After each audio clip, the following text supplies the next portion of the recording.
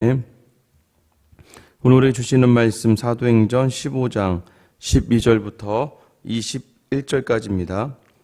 사도행전 15장 12절로 21절까지 같이 한 목소리로 함께 읽겠습니다. 온 무리가 가만히 있어 바나바와 바울이 하나님께서 자기들로 말미암아 이방인 중에서 행하신 표적과 기사에 관하여 말하는 것을 듣더니 말을 마침에 야고보가 대답하여 이르되 형제들아 내 말을 들으라. 하나님이 처음으로 이방인 중에서 자기 이름을 위할 백성을 취하시려고 그들을 돌보신 것을 시므온이 말하였으니 선지자들의 말씀이 이와 일치하도다.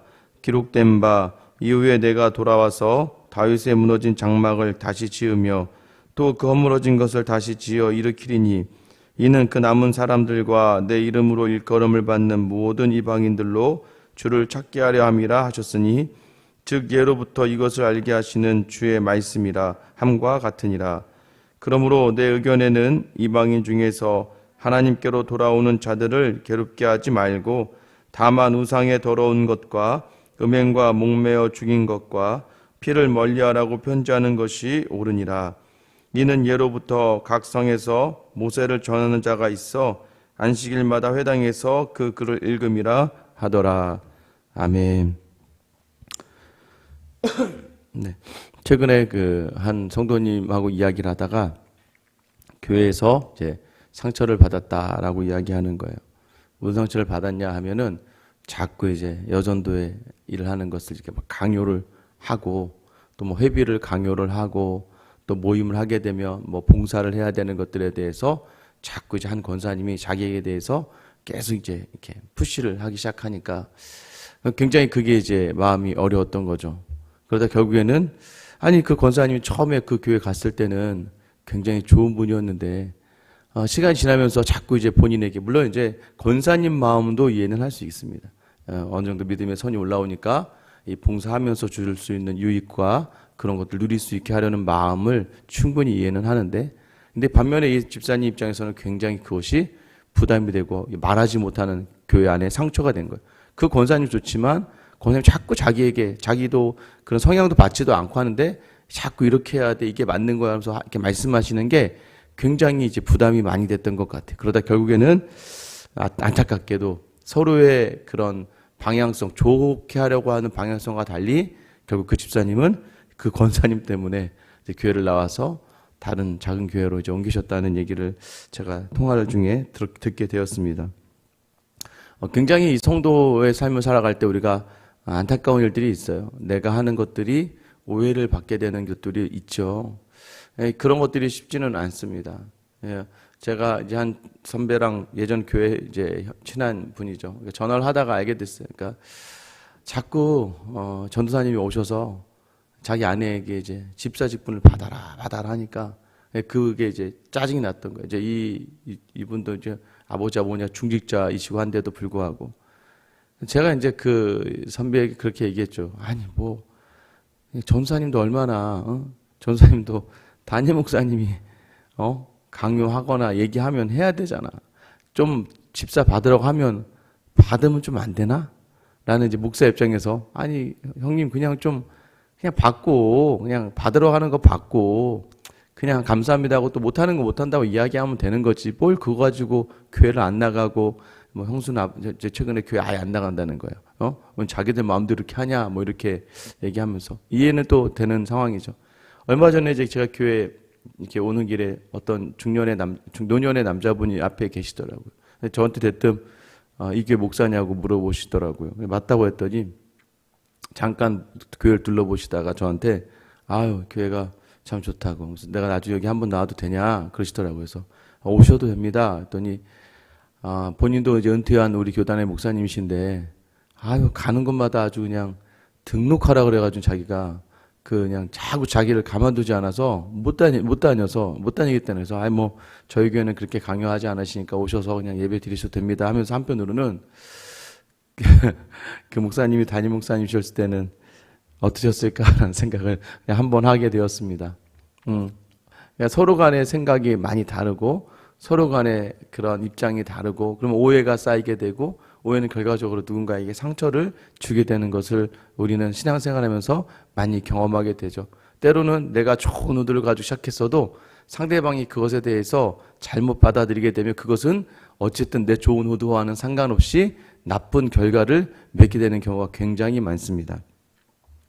어제 오늘 이제 다루는 이 이방인들의 구원에 대한 표지, 그러니까 유대인들은 할례를 받아야지만 구원을 받으니까 너희가 기독교 안에 들어왔으면 모세가 말한 대로 할례도 받아야 된다라고 이야기하고 있는 것에 대해서 어제 이제 베드로가 처음으로 이제 듣고 변론한 중에 일어나서 처음으로 자기에게 향하신, 자기를 통해서 경험하게 하신 것이 고넬료라고 하는 이방 사람을 통하여 하나님이 그들에게도 믿음을 허락하셨다. 이것을 이제 알게 되는 것이죠.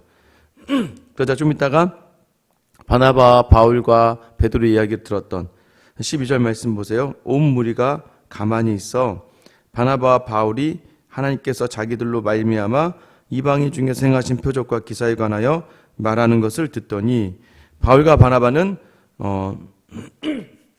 오늘 보면은 오늘 또 이제 재밌는 게 바나바가 먼저 있고 바울이 또 뒤에 있죠. 성경 기술할 때 예전에는 바나바, 바울로 시작했다가 전도를 할 때는 계속 바울과 바나바로 갔다가 다시 예루살렘 교회로 오다 보니까 다시 바나바, 바울이라는 순서를 자꾸 바꾸는 것 같아요. 정작 우리는 주도권이 바나바에서 바울로 또 바울에서 다시 예루살렘 교회에서 바나바로 왔구나라고 생각할 수 있지만 정작 이 두 사람에게는 그런 것이 뭐 문제가 되겠습니까? 바나바나 바울이나 다 하나님만 모든 것을 주관하시는 분을 인정했기 때문에 그들에 있어서는 하나님이 자신에게 행하신 일들에 대해서 이제 이야기했고 그것을 결국 들었다는 것이죠. 13절 보면 말을 마침에 야고보가 대답하여 이르되 형제들아 내 말을 들으라. 여기 야고보는요, 우리가 기억하실지 모르겠지만 요한의 형제 야고보는 처음으로 순교를 당해 죽지 않습니까? 헤롯 대왕에 의해서 죽었고 지금의 야고보는 바로 예수님의 큰 동생, 그러니까 제일 바로 다음 동생인 야고보죠. 마태복음 13장 55절에 보면 예수님이 말씀을 전하는 걸 들으면 사람들이 그에게 뭐라고 이야기하냐면 이는 그 목수의 아들이 아니냐, 그 어머니는 마리아, 그 형제들은 야고보, 요셉, 시몬, 유다라 하지 않느냐. 그러니까 오형제였던 것 같아요. 예수님께서. 그 중에 둘째가 바로 이 야고보였습니다. 형제들이 예수님을 데리러 옵니다. 그죠? 하도 자기 형이 나가서 뭐 하나님의 아들이다 어쩌다 하니까 이 어머니가 이제 가족들이 저 큰일 났다. 내가 큰일 나겠다 싶어서 가서 데리고 오는 과정에서 자기 가정조차도 형이 미친 줄 알고 이제 제정신이 아니다라고 생각했던 것이죠. 그랬던 가족들이 지금 어떻게 되어 있습니까? 지금 그 가족이 예수 그리스도를 온전히 섬기는 그 가족들이 그 십자가의 죽음을 목격했고 부활을 목격하면서 아마 그 형제들이 제일 먼저 이 변화가 일어났고 또 예수님의 첫째 동생이었기 때문에 그에 대한 존중의 차원에서 이 야고보는 당시 예루살렘 교회에 거의 수장격으로 모든 일들을 도맡아 했던 것 같아요. 아마 이 공동의회의 의장 역할을 이 야고보를 통해서 했던 것 같아요.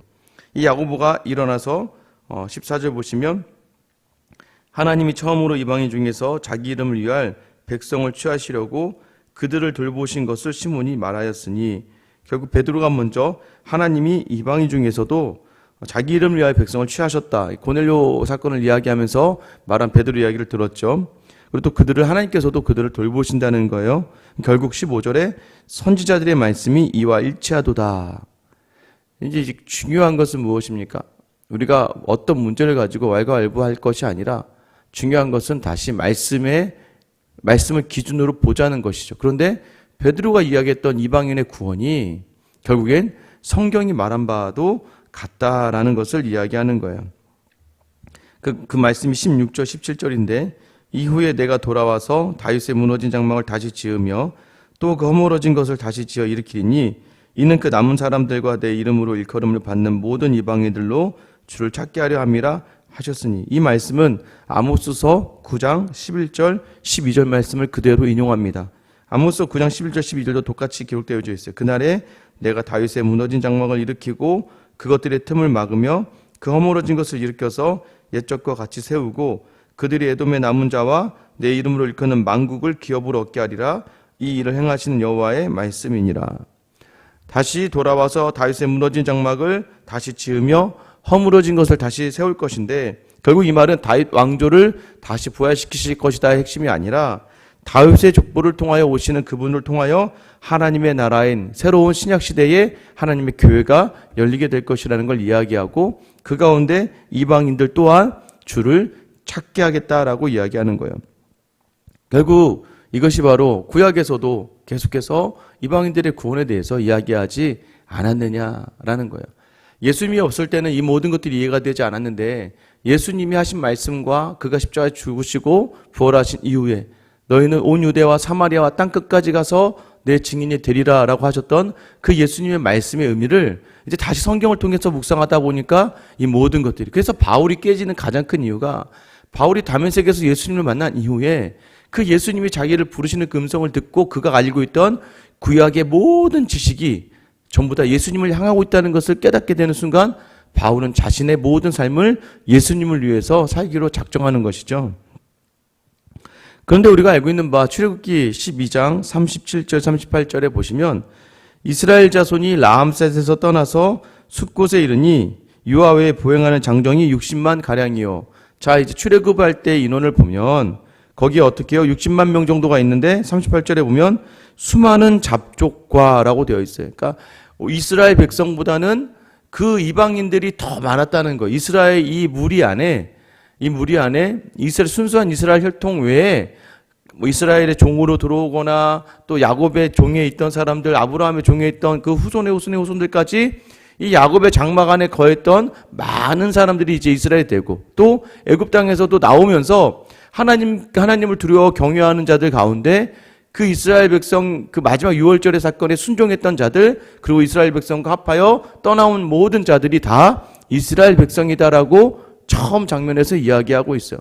하나님께서 민족으로 향하시는 그 구원의 사역 가운데 제일 처음 사역이 그냥 이스라엘 백성, 야곱의 후손으로만 결정되어지는 것이 아니라 말씀을 듣고 순종하며 그 하나님의 계획에 동참하는 사람들을 하나님이 자기 백성으로 부르셨다라는 겁니다. 결국 이 야고보의 이 이야기는 구약에서 인용하는 모든 성경의 구절이 이 이방인들의 구원을 금하지 않았다는 금하지 않았다는 거예요. 그래서 19절 20절에 보면, 그러므로 내 의견에는 이방인 중에서 하나님께로 돌아오는 자들을 괴롭게 하지 말고 다만 우상의 더러운 것과 음행과 목매어 죽인 것과 피를 멀리하라고 편지하는 것이 옳으니. 이제 이방인 중에 하나님께로 돌아오는 자들을 이제 뭐하러 하지 말라고 해요? 괴롭게 하지 말아라. 그들을 괴롭게 하지 말고 내 의견에는, 자 이제 내가 판단하겠다라는 거야. 지금 이 공동의회 의장격으로 야고보가 있는 거야. 다 들어보니까, 그리고 내가 말씀을 기준해서 판단을 해보니까 결국 주님을 영접한 이방인들은 괴롭히지 말아라. 그리고 그들을 향하여서 함부로 하지 말라는 것이죠. 그리고 나서 그러나 그들의 구원을 제한하지 않지만 그들에게 있어서 하지 말아야 될 것을 이야기해 주는데, 그것이 뭐예요? 우상의 더러운 것. 그러니까 우상을 향하여 제물을 바치거나 우상과 관련된 더러운 행위들이나 관련된 것들을 하지 말고, 음행, 그것이 바로 우상 신전에서 창기와 잠자리를 하거나 합법적으로 음행하는 그런 일들이 비일비재했습니다. 그런 일들을 하지 말고, 목매어 죽이는 것, 당시에는 왜 짐승을 목을 매달아요? 왜 매다냐면, 그러면 그 짐승의 피가 빠지지가 않거든요. 그 피가 빠지지 않은 거를 우상신이 먹었다라고 간주하거든요. 그러니까 그 목매어 죽인 동물을 먹지 말고 결국 피를 멀리하라. 왜 피를 멀리해야 됩니까? 레위기서 17장에 보면 피는 생명이죠. 그래서 이 피를 좋아하는, 즐기는 것을 멀리하라라고 이야기하는 것. 이 네 가지를 이야기합니다. 야고보가 이야기하는 이것은 구원과 관련되어 있을까요? 이것은 이방인들에게도 마찬가지예요. 우리가 이방인들이 할례에 대한 것들에 대하여 이제 좀 터부시하는 것이 있고, 왜 굳이 바울이 전한 이 말씀과 믿음에 의해서는 저것이 중요하지 않은 것인데 라고 생각하면서 어려워했던 것처럼 그들을 배려하며 그들의 구원을 말씀의 기준화해 봤을 때는 함부로 판단하지 말고, 그러나 이방인들에게는 뭘 얘기하는 거예요? 유대인들이 21절에 보면 이는 예로부터 각 성에서 모세를 전하는 자가 있어 안식일마다 회당에서 그 글을 읽음이라 하더라. 이 이야기는 뭐냐면 유대인들은 어디를 가나 회당을 지었어요. 그 회당을 지어서 유대인들이 어디에 살든지 간에 예외 없이 율법을 토대로 혐오하는 것들을 나누었어요. 말씀을 통해서. 그래서 유대 크리스찬들에게 있어서는 만약에 이방인들이 우상 신전을 향하거나 예수를 믿는다고 하면서 우상 신전을 향하거나 또는 그들이 음행을 계속해서 행하거나 목매어 죽인 것을 먹거나 피를 멀리하는 것은 그것은 온전히 성경에서 기록된 바 그들이 하나님 외에 하나님과 같이 우상을 섬기는 것으로 간주하는 행위들이었기 때문에 결과적으로는 뭐예요? 이것에 대해서 조심하고 금하라라고 이야기하는 거예요. 특별히 이제 우상의 더러운 것을 먹는 문제에 대해서는 고린도전서 7장에서도 이 바울이 다시 한번 고린도 교회에 부탁하지 않습니까? 사실은 자기의 생각으로는 우상의 제물을 먹는 게 뭐 중요하겠냐. 이방인들이 그렇게 행하고 있었어요. 이방 크리스찬들이. 왜냐하면 하나님 외에 신이 없으니까 하나님밖에 신이 없는데 무슨 이게 신이냐. 그래서 우상 제물에게 바쳐졌다가 시장에 팔렸던 고기들을 그냥 막 사다 먹은 거죠. 근데 그것을 보고 있던 유대계 크리스찬들은 굉장히 큰 충격을 받게 되는 것이고 믿음이 여린 자들은 그것으로 말미암아 혼란을 느끼게 되었던 거죠. 그러나 바울은 뭐라고 이야기하냐면 그것이 가할 수 있으나 뭐라는 거예요? 다른 성도를 실족하게 하지 말라는 거예요.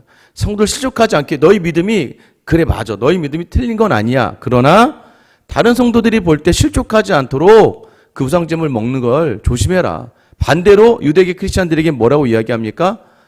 다른 사람들 혹여나 그 우상을 먹는다고 해서 그것에 대해서 정죄하지 말아라. 결국 이것이 예수님에 대해서 뭐라고 하냐. 다른 사람을 실족게 하는 자들은 연자맷돌을 쥐고 우물에 빠지는 것과 같은 그런 죄를 범하는 거라고 이야기하지 않습니까? 결국에는 이 믿음이라는 것은 하나님이 주시는 은혜라는 것은 너무나 크고 너무나 광범위하기 때문에 우리가 알고 있는 지식으로 우리의 신앙의 습관으로 다른 사람들을 판단하거나 다른 사람들의 구원이 없으면 야, 저 무슨 장로가 저러니 저 구원받은 장로 아니네. 어떻게 권사가 저럴 수 있니? 어떻게 집사가 교사가 목사가 어떻게 저럴 수 있을까? 라고 함부로 다른 사람의 구원에 대해서 판단하지는 말되 그러나 너희에게 있어서 다른 사람이 너희의 구원을 의심할 만한 그러한 이 일들에 대해서는 아무리 너희가 믿음이 확신에 찬 일이 있다 할지라도 다른 사람이 실족하지 않도록 배려하라는 거예요. 내 마음대로라면 맞겠죠. 어떤 마음이 맞습니까? 믿음이 올라오기 시작하니까 가서 성경 공부도 한번 해봐. 성가대도 한번 서봐. 안내 봉사도 한번 해봐. 이렇게 하다 보면 하나님 더 큰 은혜 주신다. 왜? 내가 그렇게 하나님께서 은혜 주셨기 때문에. 나도 처음에 있잖아. 그게 싫었어. 근데 하다 보니까 하나님이 그 자리에서 엄청난 은혜 주신다. 라는 건 내 경험이라는 거죠. 내가 이렇게 해서 은혜 받았다는 것이 다른 사람에게도 그렇게 동일하게 적용될 거라는 생각을 버리고 오히려 실족할 수 있는 자리로 가지 않게끔 그냥 내가 섬기는 자리에서 본을 보이다 보면 다른 사람들이 그 모습을 보고 저 모습으로 나도 향하게 되는 것이죠. 그러니까 이게요, 굉장히 중요합니다. 왜요? 내 의지와 내 생각과 내 마음이 들어가면 누군가 그렇게 하지 않았을 때 마음이 어려워지거든요. 목회를 하다 저도 그래요. 이런 기대를 가지게 돼. 어떤 성도들에게 이런 기대를 가지게 됐을 때 그 기대대로 되지 않는 경우가 굉장히 많거든요. 그럼 굉장히 디프레스가 되죠. 낙심이 되죠. 그러면서 이거 참 뚝뚝뚝뚝 떨어지는데 그런데요. 너무 놀라운 건 내 기대를 다 내어 던지고 하나님의 은혜에 기대어서 그저 하나님이 주신 자리에서 내가 어떻게 해야 될 어떻게 무엇을 해야 될 것인지만 고민하며 감당해낼 때 맞지 않아요? 예전에 그 사람이 없어서 내가 신앙생활 안 한 건 아니잖아요. 그 사람이 없다고 해서 내 주변에 그 사람들이 나의 도움을 주지 않는다고 해서 내가 신앙생활 제대로 못한 게 아니었기 때문에 내 신앙의 자리는 내가 지켜내고 다른 사람에 대해서는 관대한 마음을 열고 예수님이 보여줬던 모습은 작은 소자 하나도 귀하게 여기셨던 것이고 그 자기 제자라고 하는 그 제자들마저도 그러니까 초신자의 개념처럼 여기며 데리고 끝까지 베드로와 야고보와 요한을 데리고 다니시면서 야 봐라 야 이 연약한 것들아 이게 하나님 나라고 이게 하나님 뜻이다라고 하면서 계속 그 능력을 보여줬음에도 불구하고 그들이 제자의 자리에 서기까지는 굉장히 오래, 그리고 예수님이 그들에게 이렇게 하라 저렇게 하라가 아니라 끝까지 그들을 사랑하셨다는 거예요. 끝까지 사랑으로 보여줬던 모습을 통해서 그 사랑을 보고 그들이 변화가 되는 거지, 내 말을 통해서 내가 의지하는 방향으로 그들을 건면한다고 해서 그들이 변화되는 것은 아니에요. 그래서 최소한 믿음에 있어서는 다른 사람에 대한 예의를 갖추라는 거예요. 하나님이 내게 은혜로 주신 자리를 가지고 다른 사람을 다하여 함부로 그 은혜의 그 자리를 판단하거나 다른 사람의 은혜를 내 은혜에 맞게끔 끌고 오려고 하거나 하는 것은 굉장히 위험할 수 있다는 거예요. 구원에 대해서도 그렇다는 것이고 신앙의 자리도 마찬가지죠. 결국은 뭐예요? 저는 오늘 야고보가 한 이 말씀이 딱 기억이 났어요. 제발 좀 주의 백성을 괴롭히지 말아라. 기다려줄 사람은 기다려줘야죠. 그러지 않습니까? 아니, 그래서 여러분 가정 생각하면 돼요. 자녀면 어떻게 할 수 있겠습니까? 그냥 기다려줘야죠. 잔소리도 많이 할 수 하지만 결국 그거 다 의미가 없잖아요. 그냥 기다려주고 사랑해주다 보면 자녀가 철이 들 어느 타이밍에 그 자녀가 성장해서 아유 얘가 이렇게 컸구나, 아이고 기특하네, 이제 좀 철이 들었구나 라고 이야기하는 것처럼 믿음의 자리도 성숙의 시간이 필요한 거예요. 그 자리를 기다려줘서 그 전에 그 자녀들을 괴롭게 하다 보면 자녀들이 교회 일로 괴롭히면 애들이 교회 안 나오죠. 그러지 않습니까? 그리고 신앙의 문제도 마찬가지고 내 생각대로 가정을 막 휘두르려고 하면 가족이 힘들어하죠. 그러나 그때 어떻게 해야 돼요? 기다려주는 것처럼 교회에도 마찬가지예요. 다른 성도들을 향하여 그 은혜를 존중해주며 예의를 갖추고 기다려주며 배려해주고 그들이 스스로가 무언가를 감당해내고자 발걸음할 때는 언제든 손을 뻗쳐서 그들을 향해서 도와줄 수 있고 그들을 인도해 줄 수 있고 그들을 격려해 줄 수 있는 자리에 서야 되는 것이 바로 신앙의 자리인 것 같아요. 여전히 그것이 무엇이요? 내 중심의 신앙이 아니라 말씀대로의 신앙이고 하나님이 원하시는, 우리 예수님이 원하시는 신앙의 자리인 것 같아요. 오늘 하루도 마찬가지입니다. 여러분의 가정에, 여러분이 허락하신 교회의 첫 자리에서 여러분의 가족을 괴롭히지 마세요.